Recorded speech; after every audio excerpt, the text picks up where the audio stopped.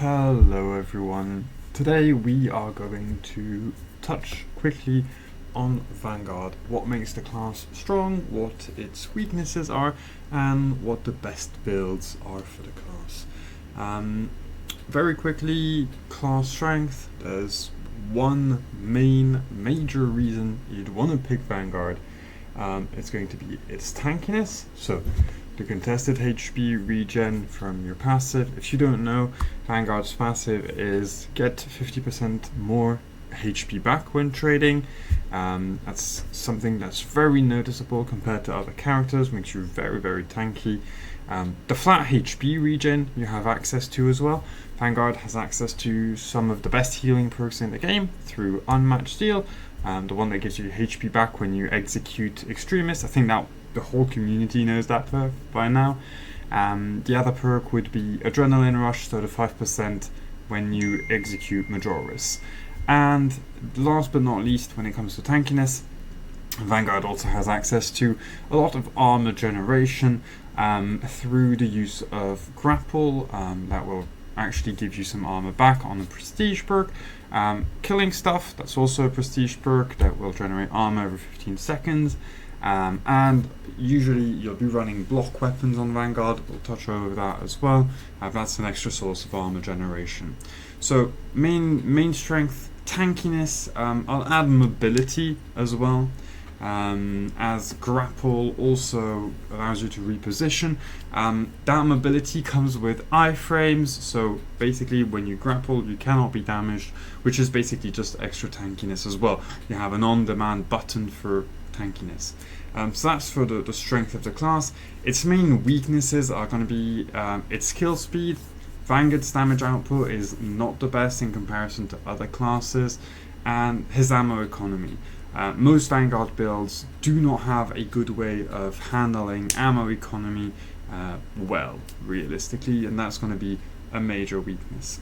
I'm going to go into the two main builds Vanguard has at the moment, and that I believe are the strongest builds for it. Without further ado, the reset build. That's going to be build number one. The reset build is pretty straightforward. It relies on resets.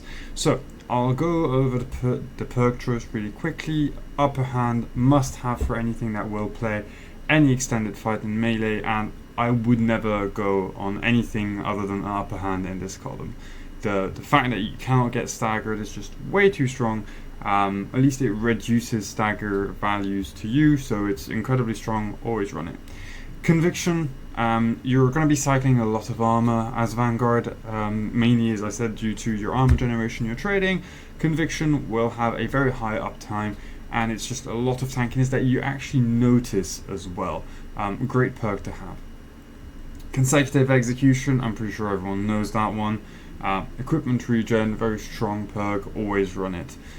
Retribution and honed reactions in any case are kind of troll options. So we're going to be running Unmatched Seal on this build. As you can see later, we're not running Adrenaline Rush, so we do want some source of regen on Vanguard. You always want some source of regen, I think, on the class, unless you're doing specific challenges. Unmatched Seal will allow you to get a fat 30% heal when you execute Extremists. Really good, really nice. Shockwave, just extra damage packed into Diving Kick. If you're playing into a lot of ranged option, you should run Restless Fortitude. I'll go over that a bit later. Zone of Impact, this is basically what makes the reset build. When you grapple someone into an execute, you do AoE damage. It's a considerable amount of AoE damage. It'll deal about 2/3 of Majoris HP. And that will enable you to do reset chain. So we'll go over it in a second. Cooldown for grapple, again, this build relies a lot on it. And of course, the 33% health execute. So the whole gameplay loop is going to be put an enemy low, grapple onto them when they're on 33% HP or lower, and execute. Deal AoE damage, rinse, repeat, and ideally you can cycle that. Prestige perks don't change in terms of builds. There's just best in slots. I'll cut them quickly. They're going to be the same on every single build. So battlefield awareness, more damage at low range. You're a lot in your face as Vanguard. launch restoration, armor when grappling, restoration, armor when killing stuff every 15 seconds, and fortitude, more HP. Pretty standard, 3 tankiness perks pretty much, 1 damage perk. Now, when it comes to this build and the gameplay loop, a lot of it has to do with running a mid-range option, so think either Oculus or Instigator. Oculus is a bit stronger when it comes to this build. You want to be shooting at someone from mid-range, ideally not long range, and then grapple into them, AoE around, and reset off of that. The pros of this build are it's actually pretty damn fun to play. You're just going to be zipping around as soon as your killing starts into executes. The second thing is it has really strong pop-off moments. There'll be times when you've got a good setup for the build, you'll be popping 5, 6, sometimes more grapples consecutively where you just execute and deal AoE damage from execute to execute. It's really satisfying to play, and on top of that, it's actually the build that has access to some good mid-range options, being mostly, Oculus is the better option, but you can run Instigator, and it's not troll, it's not terrible either. So this is pretty good when it comes to actually being able to contribute at longer than short range. In terms of the gear, the rest of the gear kind of doesn't matter. You should always run a block weapon, can be pretty much any of those, and when it comes to the heavy bolt pistol, it's usually your best in slot as Vanguard. The weaknesses of the build are also pretty glaring. The main one is it relies a lot on grapple, and if you've played Vanguard at this point, you probably also know that the targeting on grapple is unreliable, to say the least. You have to aim down sight at whoever you're trying to grapple, and the game will sometimes ignore that instruction and just grapple someone randomly off screen. You've probably had that happen to you. That's also why we are running some cooldown reduction for grapple, just in case we face that unreliability. Because the build is unreliable, it also has some awkward downtimes where you weren't able to grapple your execute target for XYZ reason, either because of an awkward body block or because the game kind of trolled you, and now you've got next to no damage in your kit, so long as your grapple isn't up. So awkward downtime is a proper con when it comes to the build, and it's a bit slow to kill. To do anything, you have to set someone low, grab the execute, hope someone's around to deal the AoE damage. So it requires a good geographical setup, sort of. It's pretty slow. The only time it's not slow, or rather it's considered really strong, would be Siege, because in Siege there's the enemy density that actually makes it really work. Hard Siege is the only place where you'll really find the enemy density required, the other one being True Solo Absolute, where the build can shine here and there. And last con is going to be the lack of single target damage. If you look at, here, we run no damage generated. 0, nada, nothing. Which leads to something you feel a lot in Vanguard's kit, which is his lack of damage I've mentioned as a weakness. So those are going to be the main pros and cons of this build. I'll add quickly some clips that just showcase how it's played.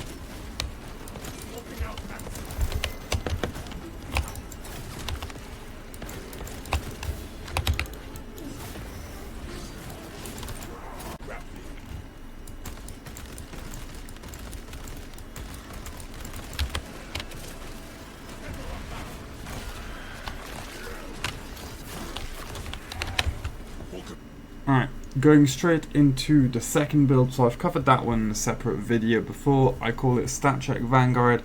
The idea of Stat Check Vanguard is just to cram as much damage as we can in Vanguard's kit to really make the most out of the character. The pros of the build is it has actually really good DPS or burst depending on the play pattern. DPS is going to be mostly the melter, and burst is going to be mostly the carbine in a single target.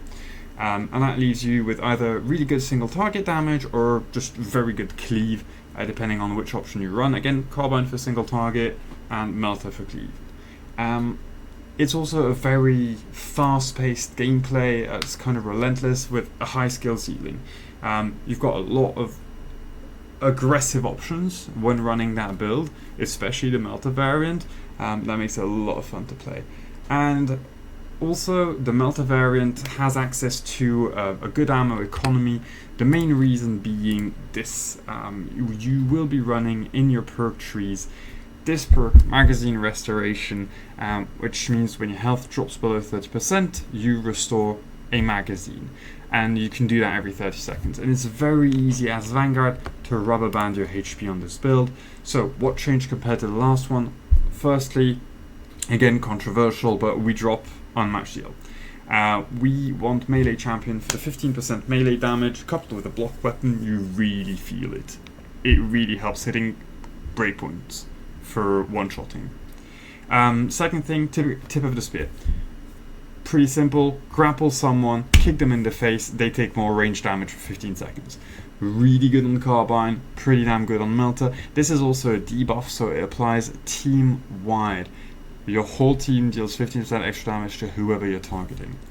And we're running Grim Determination. The idea is going to be to pop grapple a second time, and now we have a 15% damage buff to any form of damage we do.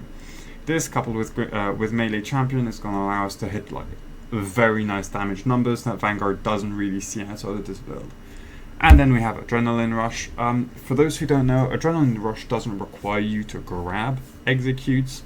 It actually only relies you to get a melee kill. So if you just shoulder bash someone to death, this will also give you 5% HP.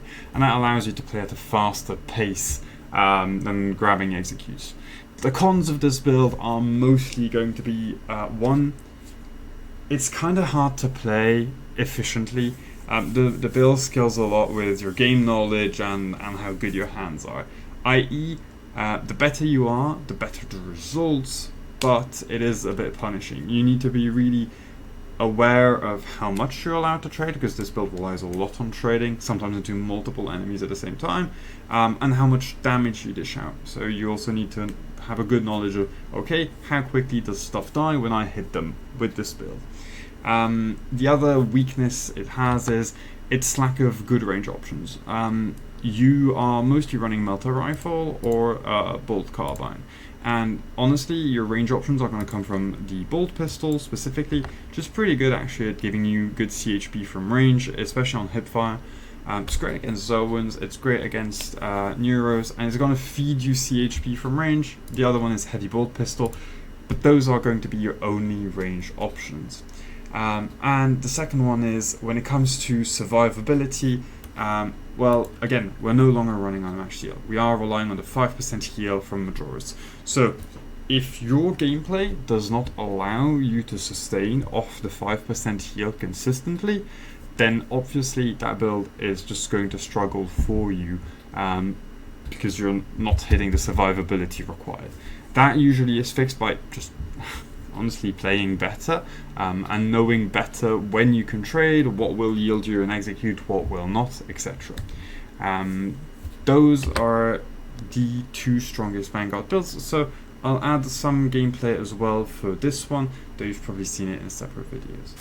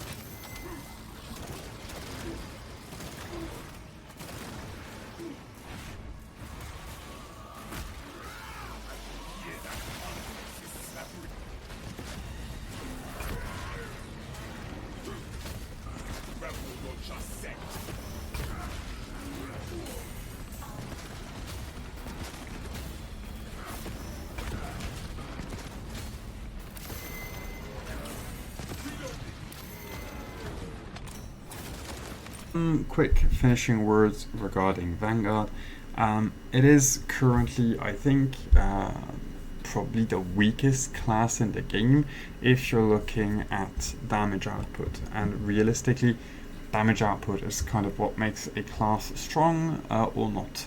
I will say though, if you are running this as a second build, your damage output will skyrocket significantly, especially if you play at a faster pace than your allies, so it does mitigate that. It's still, however, a very fun class to play, still very valid as an option. It true solos without any issues. It's just a lot of fun. It's not very good for hard siege content, but outside of that, it has some very good uses in some of the hard stratagems, where, for instance, increased extreme spawns will give you more value from armor, shield, etc. So, very fun class, currently one of my favorite classes in the game. Go ahead, try the 2 builds out, see for yourself. It's a lot of fun.